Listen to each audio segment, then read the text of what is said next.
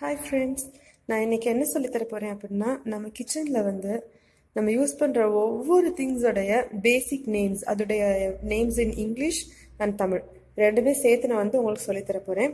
எப்படியும் புதுசாக சமைக்கிறவங்க, பேச்சுலர்ஸாக இருக்கலாம், இல்லாட்டினா நியூலி மேரிடாக இருக்கலாம், அவங்களுக்கு வந்து இதில் நிறைய டவுட்ஸ் வரும். ஸோ நான் வந்து அதை கிளாரிஃபை பண்ணுறதுக்காக வேண்டி, அதை உங்களுக்கு கிளியர் பண்ணுறதுக்காக நான் அது வீடியோஸோடு நான் உங்களுக்கு எல்லாமே நான் டீச் பண்ணுறேன். தொடர்ந்து பாருங்கள். இதில் நான் இப்போ காமிக்கிற இது எல்லாமே வந்து நம்ம வந்து இது சிக்கன், மட்டன், அந்த கரம் மசாலா இதில் யூஸ் பண்ணுற பொருட்கள். இது ஃபுல்லாமே நான் இதில் உங்களுக்கு எல்லாமே நான் உங்களுக்கு காமிக்கிறேன். இதுதான் வந்து இதோட இங்கிலீஷ் நேம் வந்து பே லீஃப். இது தமிழில் வந்து நம்ம பிரிஞ்சி இலைன்னு சொல்லுவோம். அப்புறம் இது வந்து சினமன், அதாவது நம்ம பட்டை. ஆக்சுவலாக இதுதான் வந்து உண்மையான பட்டை. இது வந்து கொஞ்சம் காஸ்ட்லியாக இருக்கும். அதாவது நம்ம கடையில் நம்ம நிறைய பேர் வந்து இதுதான் பட்டை நினச்சிட்டு வாங்குவோம், இந்த மாதிரி இருக்கிற திக்கா. இது ஆக்சுவலாக இது வந்து கேஷியா பார்க். ஆக்சுவலாக இது வந்து ஆக்சுவலான சினமனே கிடையாது, ஆக்சுவலான பட்டையே கிடையாது. இந்த மாதிரி கடையில் பேக்கெட் போட்டு விற்கிறது நீங்கள் வாங்காதீங்க. இதுதான் வாங்குங்க, இதுதான் உண்மையான பட்டை. இது வந்து ஸ்மெல் கம்மியாக இருக்கும். இதோடைய ஸ்மெல் வந்து ரொம்ப கான்சன்ட்ரேட்டடாக இருக்கும். ஸோ இது வந்து நீங்கள் யூஸ் பண்ணாதீங்க. இதுதான் நம்ம கிராம்பு, அதாவது இந்த மூக்குத்தி மாதிரி இருக்கும் பாருங்கள். இதுதான் கிராம்பு. இதோட இங்கிலீஷ் நேம் வந்து cloves. இது வந்து அன்னாச்சிப்பூ.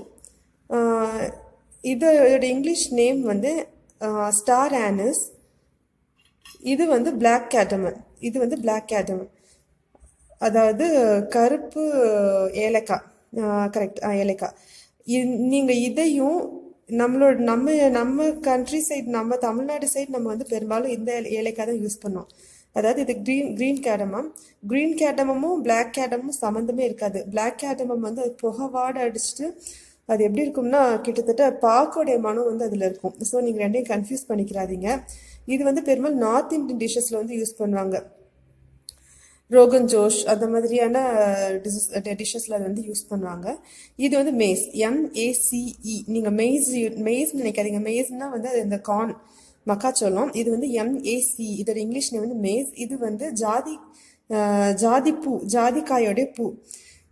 அப்புறம் வேற என்ன, இது வந்து கடல் பாசி, சீவீட். இது வந்து பெருஞ்சீரகம். இதோட இங்கிலீஷ் நேம் வந்து fennel seed.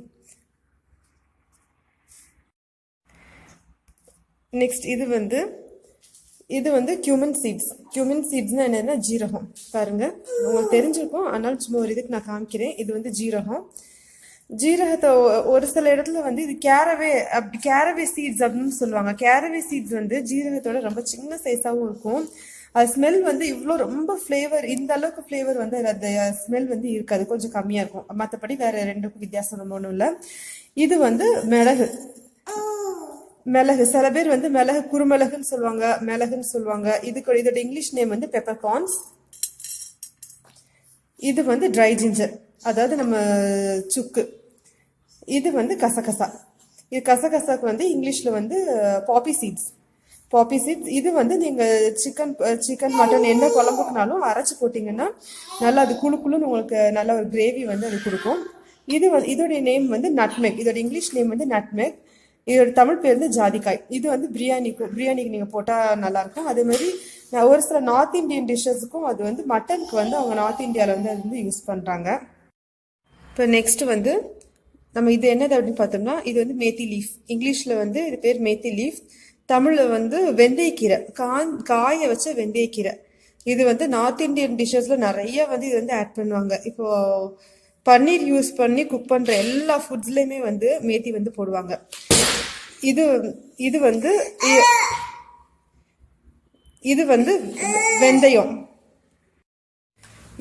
வெந்தயம். வெந்தயத்துக்கு இங்கிலீஷில் வந்து ஃபினுக்ரிக். மேத்தி லீஃப்க்கும் வந்து ஃபினுக்ரிக் லீஃப் தான்.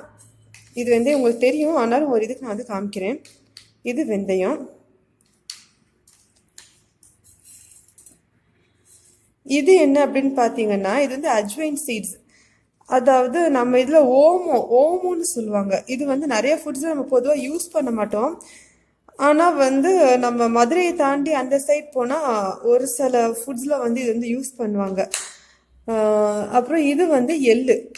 இது வந்து எள்ளுக்கு வந்து இங்கிலீஷில் வந்து செசமே சீட். இப்போ உங்களுக்கு நல்லெண்ணெயும் வந்து செசமே ஆயில்னா சொல்லுவாங்க. அது எள்ளுலேருந்து எடுக்கிறனால அது செசமே ஆயில்.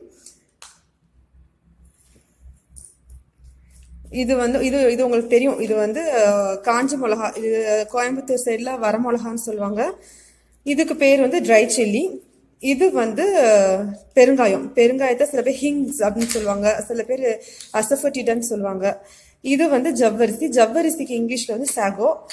இது வந்து நம்ம அவலுக்கு வந்து இங்கிலீஷில் வந்து போஹா. இது வந்து நம்ம இப்போ எதுக்காக இது உங்களுக்கு காமிக்கிறேன் அப்படின்னா, சில தோசை வந்து நம்ம தமிழ்நாட்டில் மட்டும்தான் வந்து நம்ம பச்சரிசியும் புழுங்கலரிசியும் சேர்த்து செய்வோம்.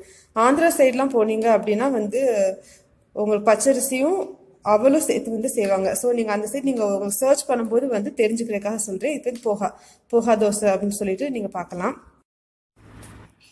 இது வந்து பொட்டுக்கடலை. இதுக்கு இங்கிலீஷில் வந்து ரோஸ்டட் பெங்கால் கிராம் இல்லாட்டா ரோஸ்டட் ஸ்பிரிட் கிராம் அப்படின்னு சொல்லுவாங்க. இது வந்து நம்ம கொண்டக்கடலை. இதுக்கு வந்து சன்னா தால் வந்து ஆக்சுவலாக ஹிந்தி சன்னா தால் சொல்லுவாங்க. இதுக்கு இங்கிலீஷில் வந்து சிக் பீஸ் அப்படின்னு சொல்லுவாங்க. இது வந்து நம்ம பைத்தம்பருப்பு. இதுக்கு இங்கிலீஷில் வந்து கிரீன் கிராம். இது வந்து ராஜ்மா. இதுக்கு வந்து இங்கிலீஷ்லயும் ராஜ்மா தான் நினைக்கிறேன். இது வந்து நெக்ஸ்ட் நம்ம பார்க்க போகிறது வந்து அரிசி பற்றி பார்க்க போகிறோம். இதில் நான் வந்து 3 விதமான அரிசி வந்து எடுத்து வச்சிருக்கிறேன். இது வந்து பச்சரிசி, இது வந்து புழுங்கல் அரிசி, இது வந்து இட்லி அரிசி. இப்போ நம்ம வந்து இட்லி அரிசி வந்து உங்களுக்கு தெரியும். இது வந்து நம்ம இட்லிக்கு யூஸ் பண்ணோம். இதுதான் நம்ம சவுத் இந்தியன் சொல்ல முடியாது. நம்மளுடைய தமிழ்நாட்டில் வந்து நம்ம புழுங்கல் அரிசியில் சாதம் பொங்குவோம். இது இப்போ நம்ம தமிழ்நாடு தாண்டி நம்ம பெங்களூர், நம்ம கர்நாடகா, ஆந்திரா மற்ற எங்கேயும் போனாலும் உங்களுக்கு பச்சரிசியில் தான் வந்து சாதம் பொங்குவாங்க. இந்த பச்சரிசியில் தான் வந்து வந்து தோசை போடுவாங்க.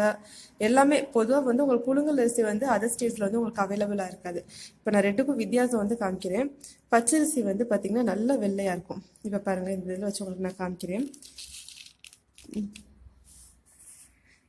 பச்சரிசி வந்து உங்களுக்கு நல்ல வெள்ளையாக இருக்கும்.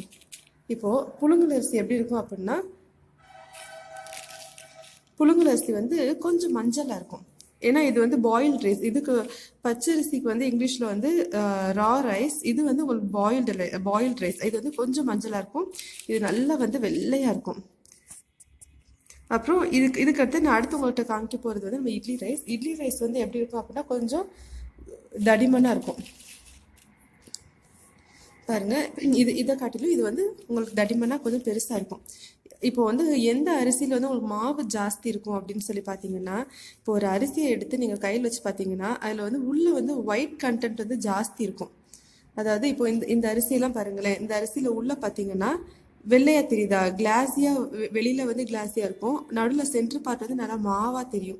அந்த மாதிரி அரிசியை நீங்கள் வாங்கி அரைச்சிங்கன்னா உங்களுக்கு அதில் மாவு ஜாஸ்தி இருக்கும். இப்போ இந்த அரிசி பாருங்கள் ஃபுல்லாக கிளாஸியாக இருக்குது, நடுவில் மாவு வெள்ளையாகவே அவ்வளோவா தெரியல. ஸோ இதில் உங்களுக்கு வந்து மாவு கம்மியாக இருக்கும். ஸோ நீங்கள் இட்லிக்கும் தோசைக்கும் வந்து நீங்கள் வந்து இந்த ரைஸ் வந்து யூஸ் பண்ணுங்கள். இந்த இதை மட்டும் நல்லா கொஞ்சம் கேர்ஃபுல்லாக பாருங்கள். ஏன்னா எல்லாருக்குமே இதில் தான் ரொம்ப டவுட்ஸ் வந்து வரும். இதுதான் நமக்கு டெய்லி நம்ம யூஸ் பண்ணுறதுல ரொம்ப முக்கியமான இன்க்ரீடியன்ஸ் வந்து இப்போ நான் வந்து உங்களுக்கு டீச் பண்ணி. இப்போது இது வந்து உளுந்து. இதோட இங்கிலீஷ் நேம் வந்து பிளாக் கிராம். தோல் உளுந்து வந்து இது பிளாக்காக இருக்கும். இது வந்து தோல் நீக்கப்பட்ட உளுந்து. இது வந்து இதே உளுந்தை வந்து ஸ்ப்ளிட் பண்ணியிருக்காங்க. இது ரெண்டுமே ஒன்று தான். இது வந்து நம்ம வந்து இட்லிக்கு வந்து இட்லி, அப்புறம் நம்ம உளுந்த வடை, மெது வடை சொல்லுவாங்கல்ல, இதுக்கெல்லாமே இதுதான் நம்ம யூஸ் பண்ணுவோம். இது வந்து என்ன அப்படின்னா, இது வந்து பாசிப்பருப்பு. பாசிப்பருப்புலேயும் சாம்பார் வைப்பாங்க. இதோட இங்கிலீஷ் நேம் வந்து மூங் தால். நீங்கள் வந்து குக் பண்ணும்போது தயவுசெய்து குழம்பிக்கிறாதீங்க. மூங் தாலுக்கும் இந்த உடச்ச உளுந்துக்கும் வித்தியாசம் ஒன்று தான். இது வந்து எல்லோவாக இருக்கும், இது வந்து ஒயிட்டாக இருக்கும், அவ்வளோதான். அப்புறம் வந்து இது என்ன அப்படின்னா, இதுதான் தூர் தால் இல்லாட்டினா ரெட் கிராம் சொல்லுவாங்க. இதுதான் வந்து நம்ம சாம்பாருக்கு யூஸ் பண்ணுற தால். இதுலேயும் சாம்பார் செய்யலாம், பாசிப்பருப்புலேயே சாம்பார் செய்யலாம். இந்த சாம்பார் வந்து நீங்கள் சும்மா வந்து வேக வச்சு தாளிச்சாலே போதும். இந்த சாம்பாருக்கு தான் நீங்கள் வந்து மசாலா எல்லாம் போடணும். பெருங்காயம் எல்லாம் போடுற தால் வந்து இதுதான்.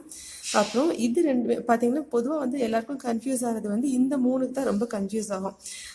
அது அப்படி இல்லாட்டினா இந்த 2க்கும் கன்ஃபியூஸ் ஆகிக்கிறோம். இது எல்லாமே பார்க்க ஒரே மாதிரி இருக்கும். இது வந்து தூர் தால், சாம்பார் செய்கிற தூர் தால். இது வந்து என்ன அப்படின்னா இது கடலைப்பருப்பு, அதாவது பெங்கால் கிராம். இதோட நீங்கள் இங்கிலீஷ் நேம் வந்து பெங்கால் கிராம். இது வந்து பொரியலுக்கு வந்து போடுறது. பொதுவாக வந்து நான் வந்து எங்கள் அம்மாட்ட ஃபோன் பண்ணி நான் சமையலில் கேட்கும்போது அம்மா வந்து கடலைப்பருப்பு போடணும்னு சொல்லும்போது நான் இதுவாக கிரவுண்ட் நட்டான்னு ரொம்ப குழம்பிக்கிடுவேன். அது வந்து கிரவுண்ட் நட், அது நிலக்கடலை பருப்பு, இது வெறும் கடலைப்பருப்பு. இது வந்து என்ன அப்படின்னா வந்து இது நிறைய பேர் யூஸ் பண்ணுறாங்களா அப்படின்னே தெரியல. இது வந்து இப்போ வந்து பட்டாணி பருப்பு. வடை வந்து நம்ம பருப்பு வடை செய்வாங்கல்ல, ஆக்சுவலாக இந்த பட்டாணி பருப்பில் வந்து வடை போட்டால் ரொம்ப நல்லாயிருக்கும். அந்த வடை வந்து பொதுவாக நிறைய பேர் கடலைப்பருப்பில் வந்து வடை போடுவாங்க, ஆனால் இதை காட்டிலும் இதில் போடுறது ரொம்ப டேஸ்ட்டாக இருக்கும். இப்போ இது எல்லாத்துக்கும் வித்தியாசம் அப்படின்னு பார்த்தீங்கன்னா இப்போ உங்களுக்கு நான் காமிக்கிறேன்.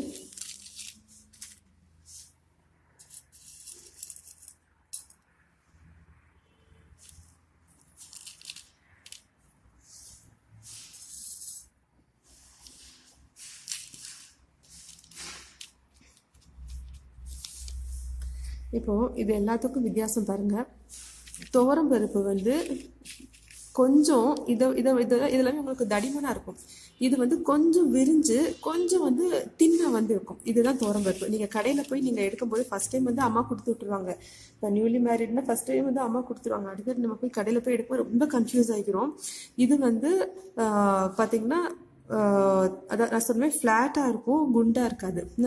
இப்போது இதுதான் பட்டாணி பருப்பு. பட்டாணி பருப்புக்கு இதுக்கு ரொம்ப கன்ஃபியூஸ் ஆகிருக்கும். பட்டாணி பருப்பு வந்து நல்லா பலபலன்னு பாலிஷ் பண்ண மாதிரி இருக்கும், தடிமனாக இருக்கும். கொஞ்சம் பார்த்திங்கன்னா நம்ம பொட்டுக்கடலை மாதிரி இருக்கும், ஆனால் அதை விட நல்லா திக்காக தடிமனாக இருக்கும்.